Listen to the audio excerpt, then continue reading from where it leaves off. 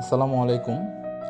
জামালপুর জেলার ইসলামপুর উপজেলার যমুনার তীর ঘেঁষে গড়ে ওঠা এই গুঠাইল ঘাট, এখানে প্রতিদিন সকালে মাছের পাইকারি খুচরা বাজার বসে। সারা রাত যারা মাছ মারে যমুনার বুকে, তারাই সকালে এই মাছগুলো এখানে নিয়ে আসে বিক্রির জন্য। জেলার বিভিন্ন জায়গা থেকে পাইকার এবং খুচরা বিক্রেতারা এখানে আসে।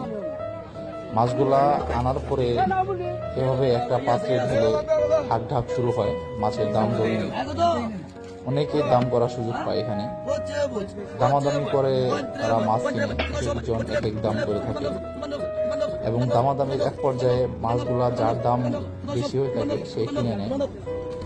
এভাবে ধাপে ধাপে গুঠাইলে মাছ আসতে থাকে এবং এই ঘাটে মানুষগুলো মাছ কিনে থাকে। 1 থেকে 1.5 ঘন্টার ভিতরে এই বাজারটা শেষ হয়ে যায়।